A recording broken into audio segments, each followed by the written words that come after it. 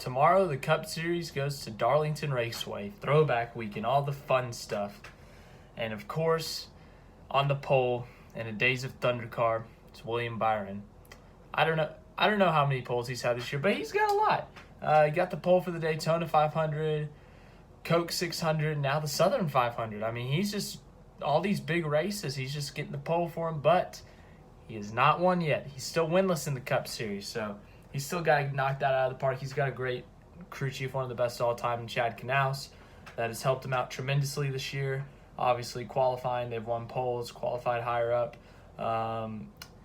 finishing better in the, like, not just in races but in the points.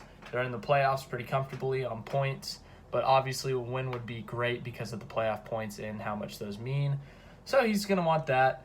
Tons of throwback schemes. I mean, you got William Byron to the Days of Thunder. You got Brad Keselowski, who started second, to Rusty Wallace. Jimmy Johnson throwing it back to himself way back in the day when he did trucks, like the monster trucks and whatnot. Joey Logano throwing it back to Kevin Harvick. That was a funny video because remember, Kevin Harvick's wife wears a fire suit, or at least used to, and Joey Logano kind of roasted him over it. Well, now Joey Logano's wife is wearing a fire suit because it's ironic. Chase Elliott throwing it back to someone in his family. There's just so many throwbacks. And then there's guys like Kevin Harvick that don't have throwbacks. I mean, it's like you don't have to run a throwback, but it's kind of the thing. But Stewart-Haas doing something pretty cool with the other three cars, all throwing back to Tony Stewart's 3 championships. But now on to Darlington itself. Darlington, as you guys know, a weird shaped track when it comes to an oval. It's like a I forget how they describe it, like egg shaped or something. You got like a tight 3 and 4. You got like a wider 1 and 2, like when it comes to turning. But it's still very narrow.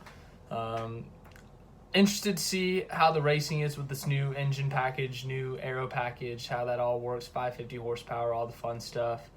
But just some guys that will be contenders. Kyle Larson starting 3rd. Last year, remember, he won both stages. I think he led over 200 laps. Jeez, he led a lot of laps, and he ended up not winning. Brad Keselowski, the defending winner of the race, starting 2nd. Kurt Busch has won at Darlington. Jimmy Johnson, Chase Elliott in the Xfinity Series, Denny Hamlin. So you got a lot of guys who could run really good here, who have won here in the past and know how to get it done. Some guys that are really hot coming into this. Denny Hamlin, obviously, he's won, two races in the past five, I want to say. Got a lot of top 5s. He finished 2nd to Harvick at New Hampshire, won Pocono. Watkins Glen, I think he got 3rd. So he's been on a little bit of a hot streak here, and I expect him to keep that up going into the playoffs, rack up some more playoff points. So some of these playoff guys are going to be going for those playoff points, stage wins, race wins. But then you have guys like Daniel Suarez starting 5th. Scrolling down here, Jimmy Johnson is starting 6th. Then you go all the way down to Ryan Newman in 24th. These guys need points desperately. Like, that's their playoff life. They need points. Like Ryan Newman, he's already in a big hole. He's out right now if you were to start the race right now. But Daniel Suarez and Jimmy Johnson definitely need to keep their position or at least advance. You could obviously fall back 2 or 3 spots, but if you fall to 10th or 9th, you only get 1 or 2 points. In Jimmy Johnson's situation, he needs as many points as possible.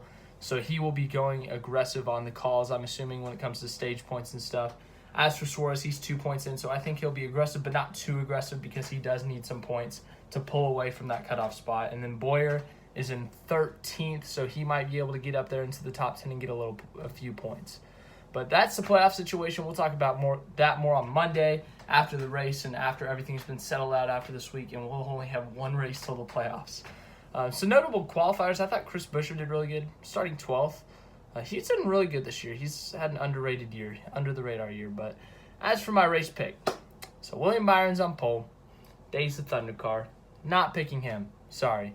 Don't get me wrong, he's a really good race car driver, but I do have him winning his first career race this year. It's in the next 11 races. That's not this one. So the 10 playoff races or Indy, it's one of those. But my pick is going to be a redemption pick. I got Kyle Larson, all right? He ran so well last year. He's got a fast car this year. He's just run so good at Darlington. A couple years ago, he did good as well.